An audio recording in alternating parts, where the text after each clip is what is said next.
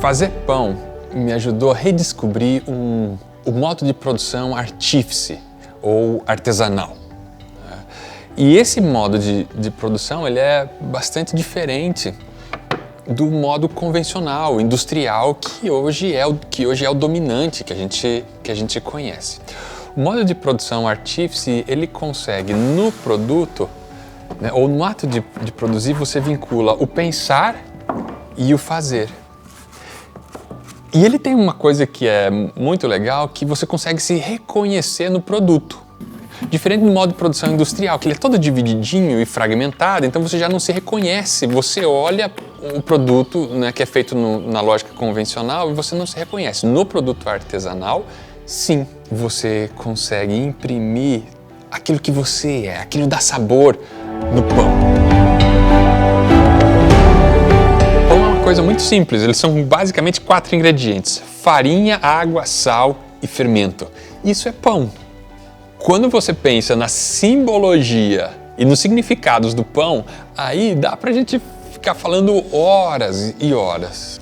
Esses quatro ingredientes, né, na história da humanidade, eles foram muito significativos, né? Então o pão é um produto que precisa ser honrado.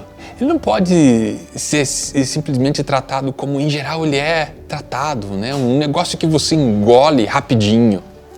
O pão é o que nos aproxima da mesa, que, na minha opinião, é o ambiente mais democrático que pode existir na vida, onde existem crianças, existem velhos, existem pessoas de diferentes faixas etárias, todo mundo compartilha o alimento. O pão é uma forma de a gente se reconectar com a terra, né? Porque sabe aonde que começa o sabor do pão?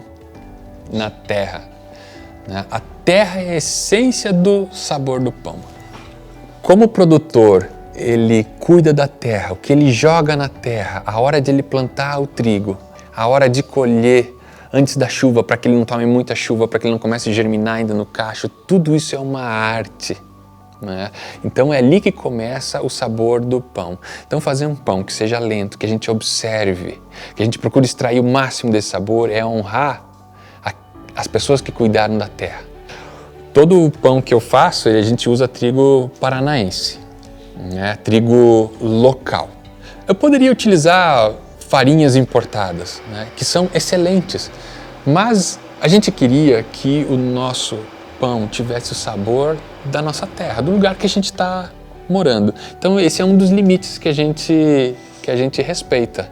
Pode não ser o pão com o maior número de alvéolos, com maior volume, mas é o pão dessa terra. A nossa referência para fazer pão é a casa, não é a lógica industrial.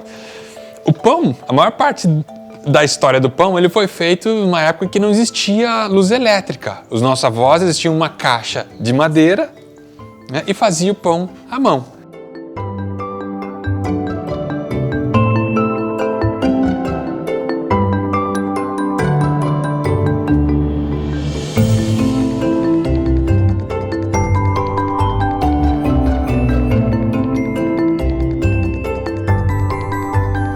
A mão é muito mais gentil do que a máquina.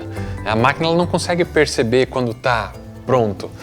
Então a mão a gente usa para amassar, para sentir a farinha, para sentir a umidade, para saber a temperatura, até o momento em que o glúten está bem desenvolvido.